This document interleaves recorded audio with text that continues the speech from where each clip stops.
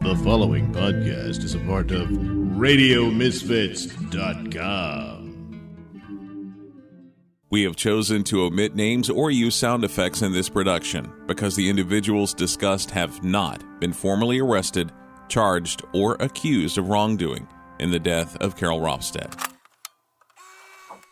Thursday, April 10th, 2008, at 12:34 p.m., we're here to talk to Carol Rofstad's family in regards to the homicide case in Normal in 1975. You're listening to the only interview ever released in a murder mystery that's nearly half a century old. Making everybody aware the conversation is being audio recorded. No one talking is a suspect. They're all members of the victim's family. She was doing just fine, never struggled with grades. Okay. She was in a great sorority. The police officers who have come to call, 33 years after the fact, seem uninformed. You are Carol's sister, younger sister. Unprepared. We may look at that later, we'll see. Yet confident. Every name and every memory, although it may seem insignificant, could be important. There could have been a phone call. You can't even find these people. I can find them. Absolutely, I can find them. The toughest thing for me is when I have an idea about how something might have happened, and then absolutely nothing frickin' fits. This is the retired Chicago cop who lives 122 miles away from Normal. He knows practically every detail of the case file. Funny though, he's much less confident. I know a little about policing, and I know a little about baseball. Otherwise, I don't know shit. If anything, he is realistic. I'm far more sure that the same person who killed Carol also is the person who tried to rape her in her apartment. This is a story about a beautiful Illinois State University sorority girl and the police department that has failed her.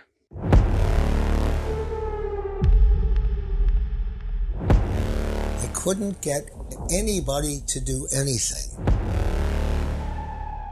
The cops just blew me off because they're packed full of lies and stories, and they're trying to make this whole thing go away.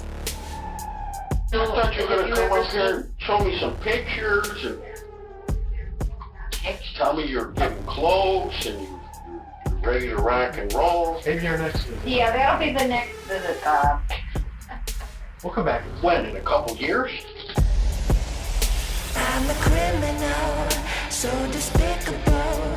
Tell me I'm thinkable, and then it feels good to be a criminal, so despicable. Tell me I'm thinkable, and then it feels good.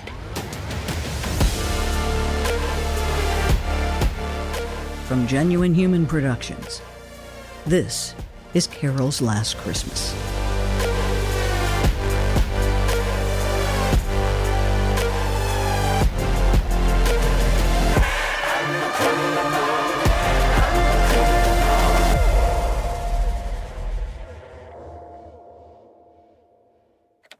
Chapter 1, Mr. Green Jeans.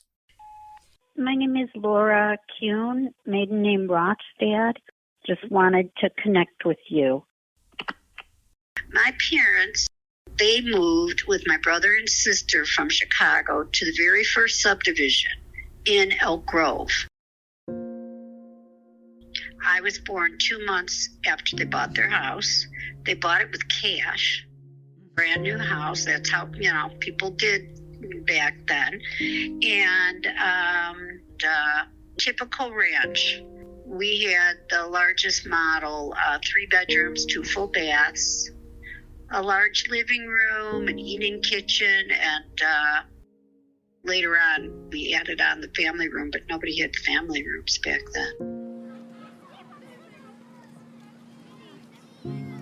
It was a utopia for children, you know. We were all over, and you could play and knew everybody from the different, you know, blocks. And Carol and I were 4.5 years apart. She was born in March of 54, and I was born in October of 58. And my brother was 2.5 years younger than my sister, and 2 years older than I am. It was kind of like Bob and I always played together and hung out with kids, and Carol was always older and went to the other neighborhood, to her friends' houses, and you know, I remember my mother used to make her take me to the swimming pool, and you know, she didn't want to. Right.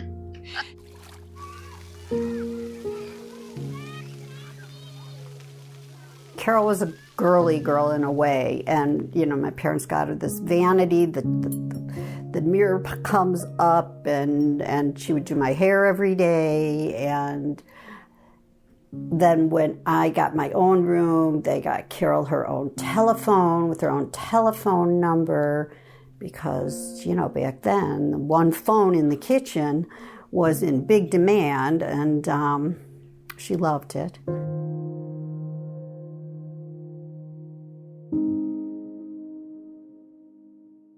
Yeah, it was just, you know, sisters, you know, we used to, you know, borrow each other's clothes and shoes. And I mean, we got to the point where we did those kind of things.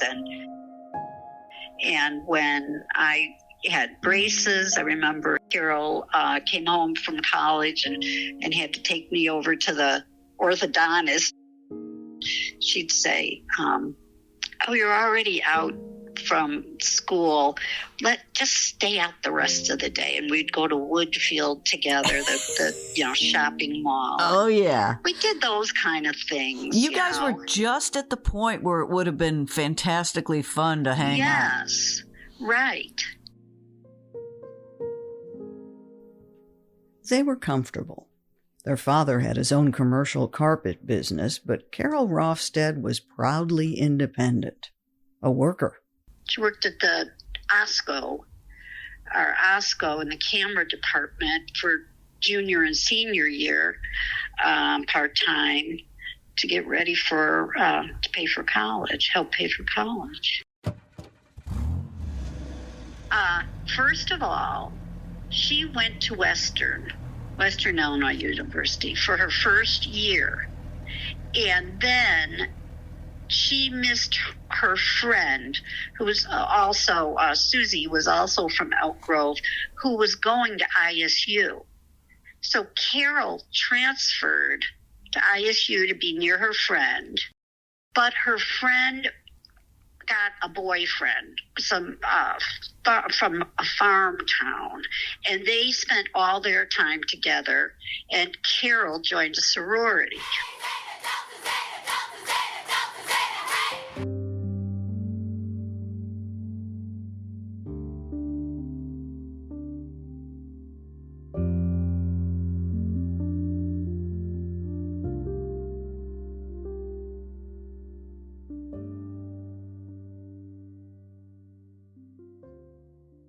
Presented with little or no interruption, Carol's Last Christmas has been an expensive endeavor.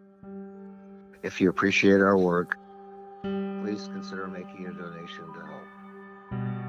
Thanks for supporting Carol and our work. Visit patreon.com/Carol's Last Christmas. Delta Zeta was founded on October 24th, 1902 at Miami University in Miami, Ohio. Our chapter Lambda Rho was the first Panhellenic sorority founded at ISU in 1973. Friendship, service, leadership, and lifelong learning are at the core of who we are as Delta Zetas. If you go down, I'm coming too.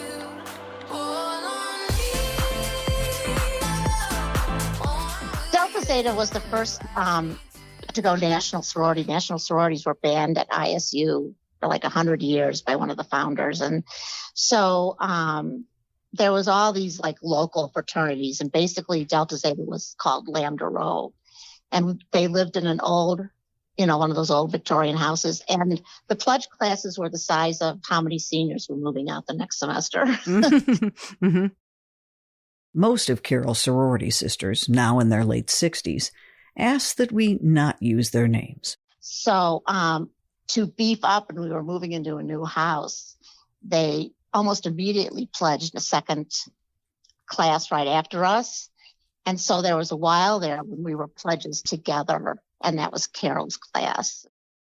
I was a fashion merchandising major, and I do remember when it came time to do composite pictures, all of us girls would be like, oh my gosh, we got to look perfect.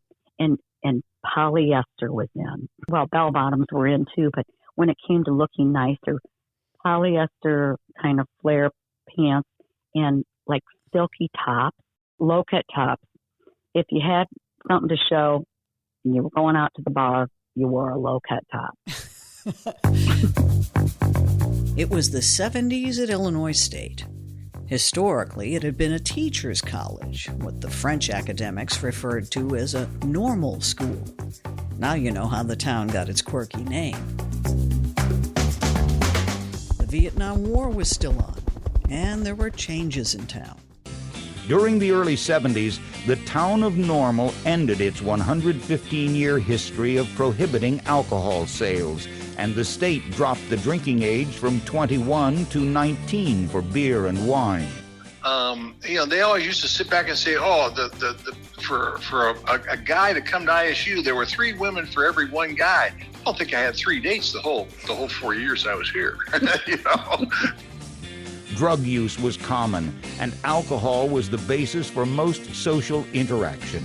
There's like 23,000. Yeah, which is still a pretty big campus. Yeah, right. Rock music represented a form of personal freedom and emotional high. I mean, it was Steve Miller, Fleetwood Mac, REO Speedwagon, Cheap Trick. We're going back to the 70s. But the largest stage of all was the center of campus, where Rites of Spring became ISU's version of Woodstock. It was held in the quad.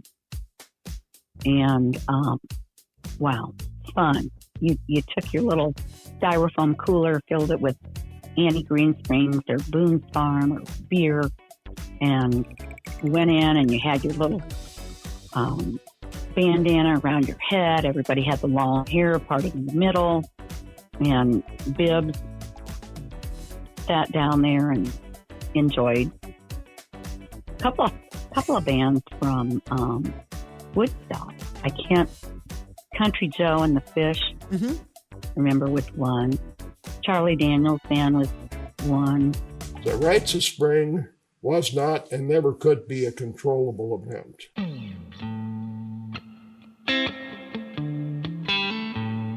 Illinois State would eventually pull the plug on Rites of Spring. They called it a danger. The potential for injuries and even fatalities was very high.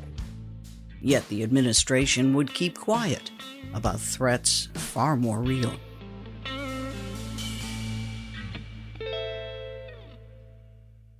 Good evening, I'm Roger Mudd. Washington has been inundated by another massive set of Watergate transcripts. These volumes form the substance from which the committee will shape its decision to impeach or not. It's July 1974. Conscientious Carol Rofstad has stayed on the ISU campus to get ahead on her college credits. She stayed over the summer, the first summer there, to try and catch up on credits because they went from trimesters to semesters. I have never been a quitter. It would be a matter of weeks before the President of the United States resigns. Therefore, I shall resign the presidency effective at noon tomorrow. Vice President Ford. But in Carol's smaller world, there would be another life-changing event. And that's when she got attacked the first time. Yes. I was Carol Rofstad's best friend in college. And I know I have told people I didn't want to talk to you. It took us some time to get people to talk about this case. Some simply wouldn't. I think maybe I better talk to you. You will hear 5 sorority sisters. Gosh, I haven't thought about this for 100 years. A fraternity friend. When she was attacked that summer in '74, she called me. Carol's own sister. Her roommate had just moved out that day. And the official police report obtained through a Freedom of Information request. Time reported 3:08. Date reported 7/16/74. That was a night we all went out. And there was a big group of us, maybe a dozen or more. And it was summertime, and we were all in our cute little sundresses. And, we were very much, everyone knew we were there because, hey, we're Delta Zetas. And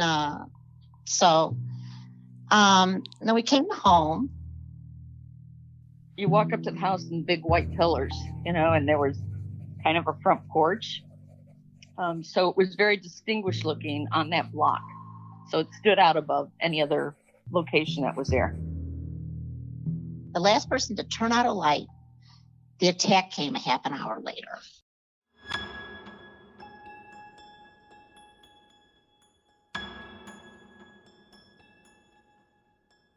The back door had a window and just broke the window, and it fell on carpet, so we never heard. And then just could open the door. I think the door was even unlocked, if I understand correctly. I don't remember. First, they tried to break into the basement through one of those casement windows, but couldn't get in. Once he got in there, then there was just a bar that would open the door and let him in. A push bar. So he just pushed that and got himself in. And I had to work that night. But the girls were going out to party. It was summer. I understand. So there's very few people in the house, maybe 10 girls. So all the girls went out to party to the bars, except for me. And I got home. I usually got home around 1:30 because I worked at night. I got home at 1:30 in the morning. And I had just fallen asleep. And all of a sudden, I heard this screaming, and I said, oh my God, they're home drunk. I got 7 o'clock class, please go to bed, please go to bed. And I rolled over, and then I heard this blood-curdling scream, and I ran out of my bedroom door, and right across was Carol.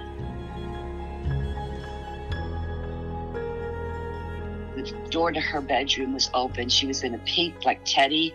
Her face was all bloody. She said he hit me into the dresser. He just threw me into the dresser, and I was just, trying to get her to stop screaming. And then everybody else in the house came running, and I was president of the sorority, tried to call the police, and all the telephone wires had been cut, except for the apartment in the basement. Templeton discovered that a 10 to 12-inch hole had been smashed in the window of the back door. The man cut a phone cord about an inch from the phone with a sharp-bladed instrument. And there was a closed door on his right, which was my bedroom, and a closed door on his left, which was Carol's bedroom. And he went in that door, put his hand over her mouth and said, if you scream, I don't know if he said, I'll hurt you or I'll kill you, or he said something like that. I can't remember exactly. And so, of course, she screamed because she was a smart girl. And he picked her up and threw her against the dresser, broke her nose. He had already gone out through the kitchen and down the fire escape. She gave the following description: wearing green work pants, straight-legged, cuffed, long sleeve. She said he was dressed, they would call him green jeans because he was dressed like in a green work outfit, like one of those worker uniforms. I would have to re-listen to it, but the one thing I do remember was when there was conversation about when Mr. Green Jeans broke in and that all the phone lines were cut, which wasn't true. That's not true. No, not true. I was there. After all these years, there are some conflicting memories. But this is one of the few times the Normal Police Department reports are accurate. The phone line was cut. I remember her being severely shaken up. And I mean, just out and out scared. She called me, and this was the day after the attack, and she said, "Could you come over and spend the night with me?" And I said, "Sure, whatever you want me to do, you know." And about 2 weeks later, I don't know if Jack told you this, another sorority was broke into. Ooh, no. And the girls, and again, I can ask my husband, if I'm not mistaken, the girls all climbed on the roof. They could get from their bedroom, their dormitory, onto the roof, and were screaming and screaming and screaming. And they must have scared whoever tried to break in away. Was that publicized? I don't know. Then it was time for the girls to come back for regular semester.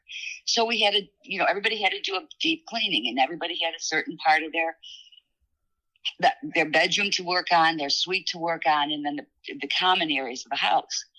And I had the hallway from the back door out the front door. There was a umbrella rack there, and so I was cleaning and dusting, and and I pulled out the umbrella rack, pulled out all the umbrellas, and there were wire cutters sitting there.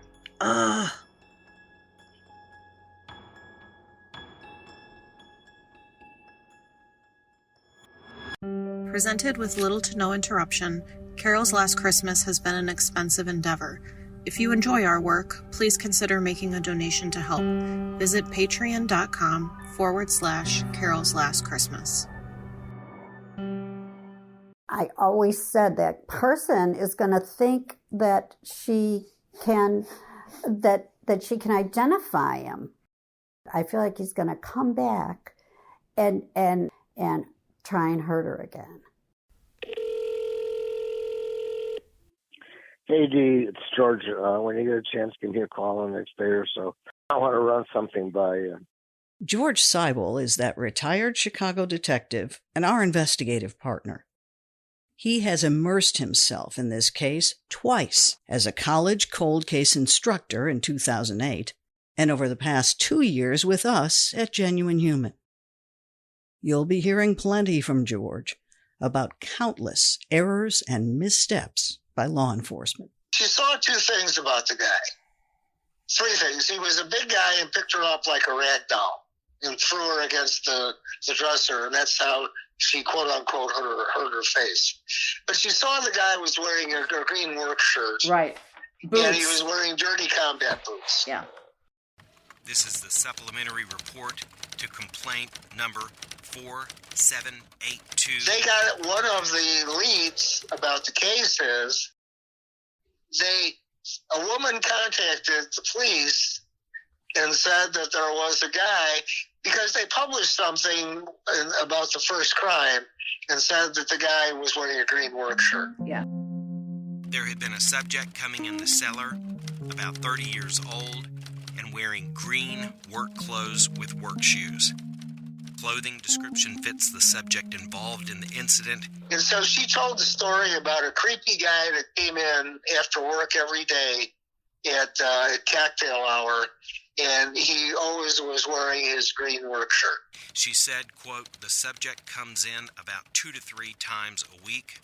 I went through everything in the 2 FOI packages, a total of 140-some pages or whatever, and they never followed up on going back to the bar with a green shirt.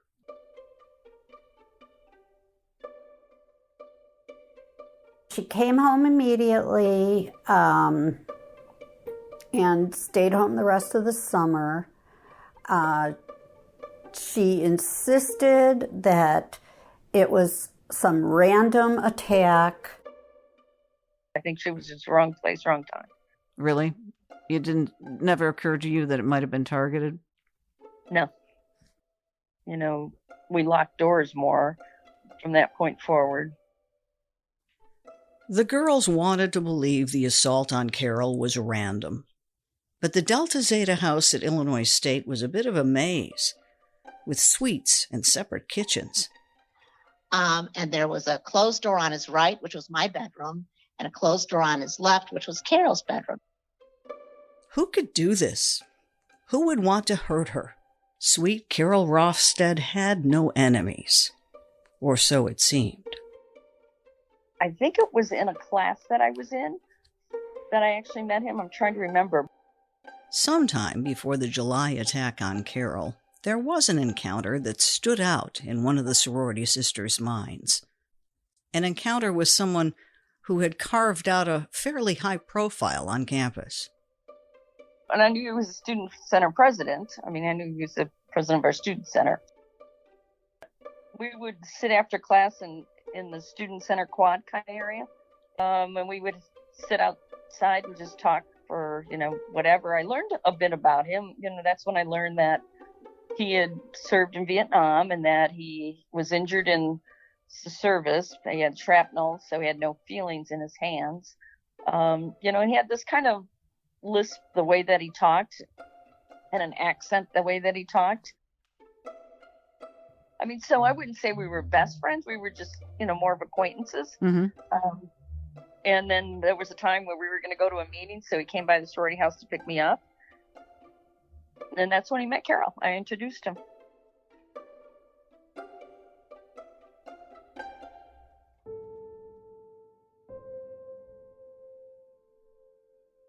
He just came in the front door, and we were just standing there, and Carol just happened to walk up the stairs because her apartment was down the basement. So she just came up the stairs at the same time. There wasn't a lot of room because the door opened and all that stuff. And I said, Carol, this is, and Carol did her Carol thing, which was, you hang around with all those political activists. And I went, well, Carol, and then the look on his face was unbelievable change. He got angry and he started to say something. I said, she's just kidding. She goes, no, I'm not. And she just left. And she just went back downstairs, like in that quick encounter. And I said, we need to go, right? And so we left. And I said, wow, you took that hard. And he's like, well, I don't like being called that. And I said, she's just kidding, right? And that was it. That was kind of off to the meeting and never said anything more about it.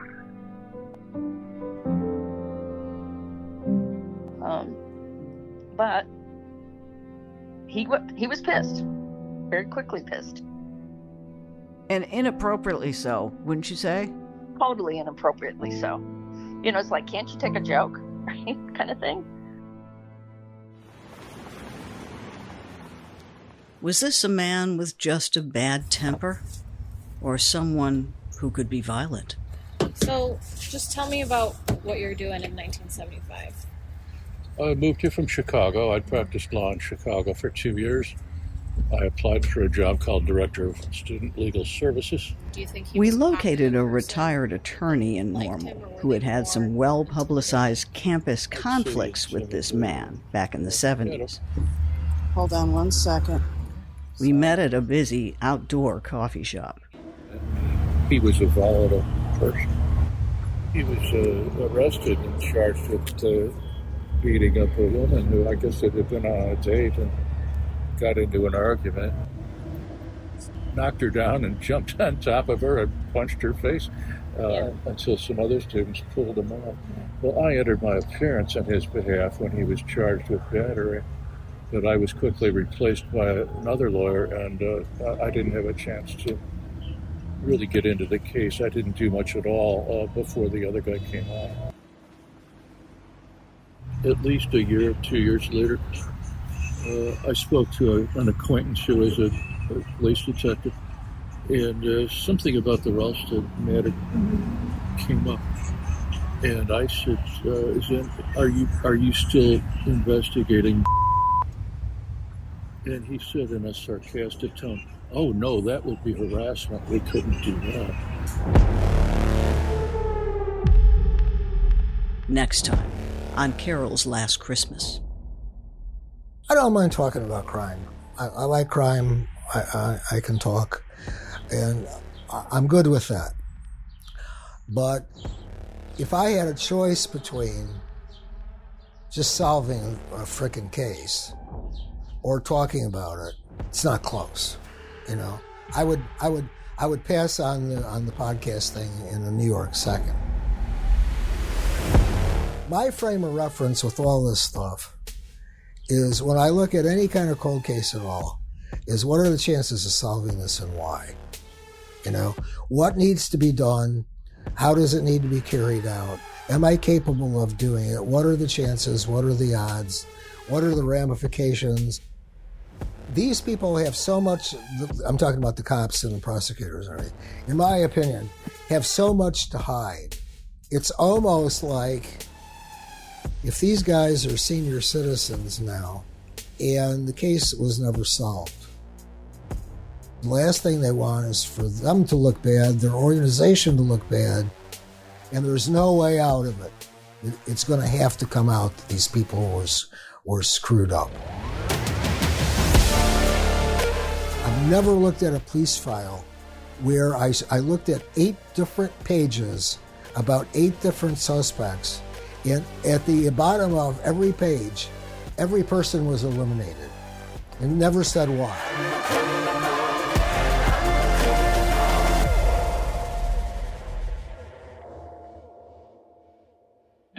Carol's Last Christmas is a genuine human production, reported from interviews with friends, family, and experts, and based on official records obtained through the Freedom of Information Act.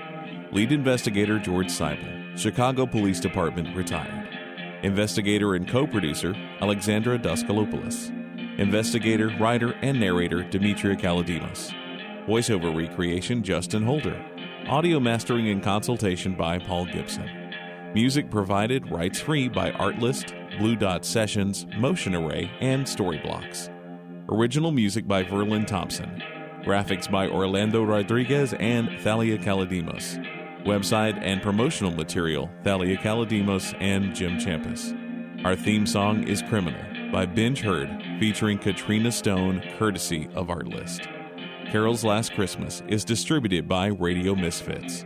Our sincere thanks to the Reporters Committee for Freedom of the Press for pre-publication review, and to those who knew and loved Carol and generously shared their stories.